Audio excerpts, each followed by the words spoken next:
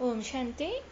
आज मैं राजयोग ध्यानाभ्यास के बारे में बताना चाहती हूँ कि राजयोग मेडिटेशन क्या है, जिसका अर्थ है स्वस्थ करना।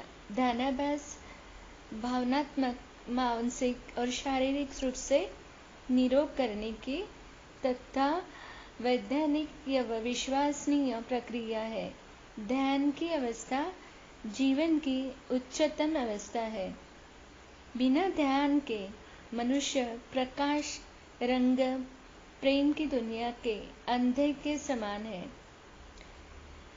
ध्यानाभ्यास की मुख्य अर्थ है कि संचेतना का प्रशिक्षण और जागरूकता का अभ्यास। अपने अंदर अंतर्निहित सकारात्मक गुणों को पुनः खोजने, उसका आनंद लेने और प्रयोग करने की प्रक्रिया। आत्मा अनुभूति की स्थिति, स्मृति चिंतन, एकाग्रता बढ़ाने की वैज्ञानिक विधि। अपने मन पर नियंत्रण करने का नियमबद्ध अभ्यास। मन की गुप्त शक्तियों को जागरूक करने और विचारों की दिशा देने का अभ्यास। मन को सकारात्मक दिशा देने के अभ्यास की प्रक्रिया है।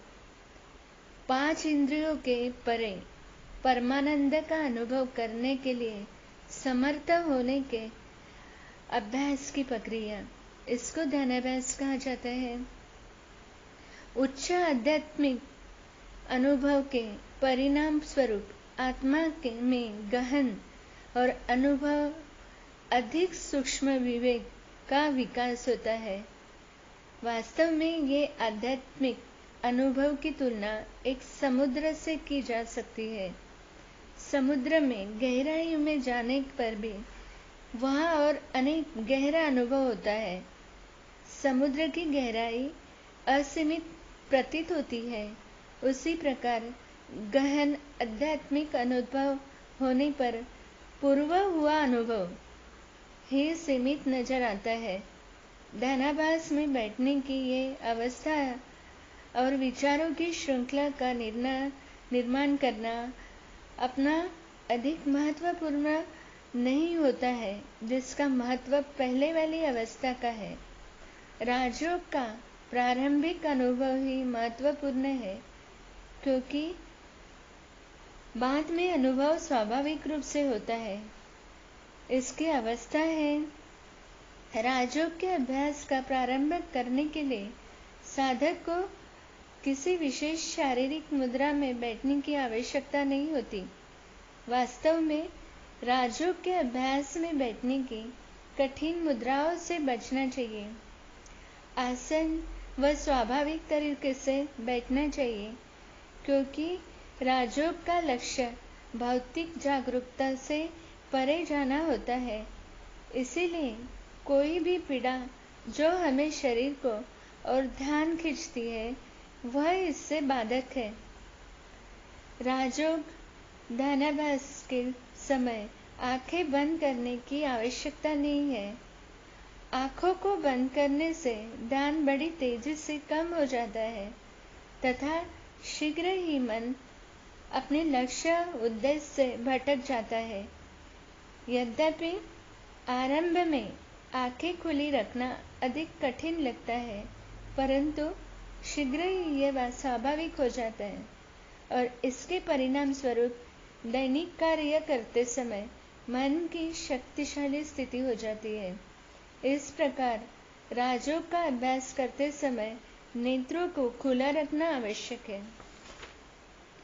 चंचल मन पर नियंत्रण करने या का प्रयास और इस दिशा में लगाव आसान नहीं है, परंतु धैर्य और दृढ़ता से मन पर नियंत्रण करने इसे अपेक्षित दिशा में लगाया जा सकता है।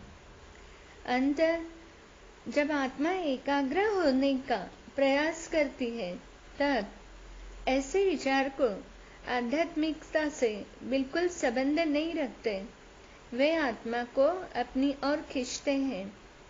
ज्ञान और ध्यान की यात्रा के समान है। यह आध्यात्मिक यात्रा है जिसे मंजिल परमात्मा के साथ जीवंत और प्रेम का संबंध है। रेलगाड़ी के में जैसे यात्री धैर्य से बैठे हुए इंतजार करता है, क्योंकि वह जानता है उसे अपनी सीट पर बैठे रहना है और इस प्रकार वह अपनी मंजिल पर पहुंच जाएगा, चाहे वो कितनी भी रोचक दृश्य खिड़की के पास से गुजरे। उसके लिए कोई भी दृश्य गंतव्य स्थल में महत्वपूर्ण नहीं होती कि वह खिड़की के बाहर कूद जाए। यदि कूद भी जाए तब भी गाड़ी चलती रहेगी और यह अपनी मंजिल को अभी भी प्राप्त नहीं कर सकता। इसी प्रकार राजयोग के ध्यानाभ्यास की यह आध्यात्मिक यात्रा है। सर्वप्रथम मन में दृढ़ता से अनेक उद्देश्य को स्पष्ट करना चाहिए। जब एक बार उद्देश्य स्पष्ट हो जाता है तो उसके बारे में चिंतन प्रारंभ कीजिए। व्यर्थ अथवा नकारात्मक विचार चाहे कितने भी आकर्षक हो, उसे मन की खिड़की के बाहर से गुजरे जाने और उसके स्थान पर आत्मा, परमात्मा, सृष्टि, ड्रामा तथा ज्ञान के लाभ के बारे में अच्छे विचारों को स्थान दीजिए। भटकता हुआ मन आरंभिक संघर्ष के बाद विश्राम की ओर अग्रसर होता है और एकाग्रता लगातार बढ़ती है। पवित्र विचार नकारात्मक और व्यर्थ विचारों को स्थान लेते हैं। इसके लिए मन की दृढ़ता की आवश्यकता होती है। इस आरंभ स्थिति में हम मन की कल्पना एक वादग्रस्त मैदान से कर सकते हैं, जिसमें केवल हम सफाई अभियान शुरू कर रहे हैं। यह स्वच्छता, यह अवस्था पानी निकलने के पहले प्रयास के समान है। राजयोग की प्रथम अवस्था में विचार की ऊर्जा एक दिशा में चलने लगती है। इसमें है ध्यान की स्थिति, ध्यान की अवस्था। इसके बारे में बता रही हूँ कि ये राजयोग की सबसे अधिक सक्रिय महत्वपूर्ण अवस्था है। इस अवस्था में हम शुद्ध सकारात्मक विचारों की श्रृंखला की रचना करते हैं, जो आत्मा की आंतरिक यात्रा में के लिए ईंधन का काम करती है। आध्यात्मिक ध्यान का गहन मनन चिंतन करने से आत्मा अपने सत्य स्वरूप के अवगत हो जाती है, अपने अंतर्ध्यान को परमात्मा के गुणों और विशेषताओं से जोड़ती है। राजयोग के अभ्यास का मूल आधार है मैं एक चमकती ज्योति बिंदु आत्मा और भ्रुकुटी के मध्य में निवास करती हूँ। इस विचार मंथन से भटकते हुए मन को नियंत्रित करने के कोई समस्या नहीं होती है। अंत में आत्मा एवं परमात्मा के बीच संवाद स्थापित हो जाता है। इसके शीघ्र ही सुंदरात्मक अनुभव और भावना प्रकट होती है, जिससे आध्यात्मिक निराश आशाहीन आत्माएं शांतिपूर्ण, प्रसन्न, शक्तिशाली और सशक्त आत्माओं के रूप में परिवर्तित हो जाती है। यह अपना आध्यात्मिक दबी हुई क्षमताओं को पुनः प्रयोग करने के योग्य बन जाती है।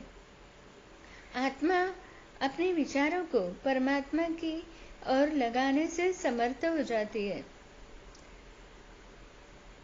परंतु अभी भी आत्मा परमात्मा के बीच आध्यात्मिक संबंध बौद्धिक स्तर पर ही होता है। भौतिक संसार में अनासक्त महसूस करने लायक बन जाता है, परंतु उत्कृष्ट विचारों का प्रयास करना पूर्ण रूप से नहीं होता। यह अवस्था आत्मा की संचेतना अनासक्त स्थिति को बढ़ाने के प्रयास से रूप में दैनिक कार्यों में प्रकट होती है। इससे नकारात्मक विचार समाप्त हो जाते हैं। इसमें बाबा ने कहा एकाग्रता की अवस्था के बारे में। ध्यान की इस तीसरी अवस्था में सांसारिक विचार बिना कठिनाई के बंद हो जाते हैं, क्योंकि मन अपनी वास्तविकता को पहचान लेते हैं तथा परमात्मा का अस्तित्व और शक्तियाँ स्पष्ट हो जाती है। पवित्र चिंतन की गति धीरे धीरे क्रमशः घटती जाती है। साधक शांति के साथ अपनी उच्च चेतना को आत्मा और परमात्मा का स्थिर कर देती है। आत्मा और परमात्मा पर स्थिर कर दे लेता है। इस स्थिति में आत्मा पवित्र अनुभव में डूब जाती है। मैं एक पवित्र आत्मा हूँ। यह चिंतन पवित्रता का अनुभव कराता है। मैं परमात्मा का एक बच्चा हूँ। पवित्र प्रेम का अनुभव कराता है। इस अवस्था में मन में उत्पन्न होने वाले विचार अनुभव प्रदान करते हैं। आत्मा और परमात्मा चिंतन करते हुए आत्मा इस अनुभव में लीन हो जाती है। जैसे बिजली का स्विच चालू करने की रोशनी होती है, परंतु कम विचार अब इधर उधर चलते हैं और परमात्मा को चिंतन का मुख्य केंद्र बिंदु बन जाता है। परमात्मा मिलन का दिव्य अनुभव होता है।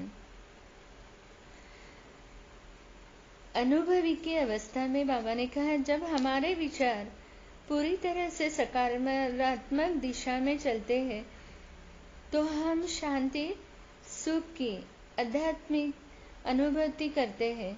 जब इस अनुभव में और गहराई में डूबता जाता है तब वह परमात्मा के चिंतन जीवंत गुणों में भरपूर हो जाता है। आत्मा स्वयं को दिव्य प्रकाश के बिंदु रूप में अनुभव करती है, जो प्रेम शक्ति से भरपूर। इस अंतिम स्थिति में इस प्रकार के नकारात्मक समाप्त हो जाती है। केवल परमात्मा की आनंद स्वरूप शांति ही रह जाती है। एकाग्रता अनुभूति के अंतिम स्थिति में पहुंचा देती है, जहां पूरी तरह से परमात्मा आनंद का अनुभव होता है। इस अवस्था में उच्च आध्यात्मिक सच्चिंतन का अनुभव होता है। राजयोग की इस अवस्था में आत्मा परमात्मा के स्वरूप का प्रत्यक्ष अनुभव हो जाता है। आत्मा में परमात्मा के गुण शक्तियों का प्रवाह होता है तथा आत्मा भी परमात्मा के समान गुण और शक्तियों से संपन्न बन जाती है। सर्वश्रेष्ठ संचेतना में परमात्मा के यथार्थ सत्य स्वरूप की अनुभूति होती है।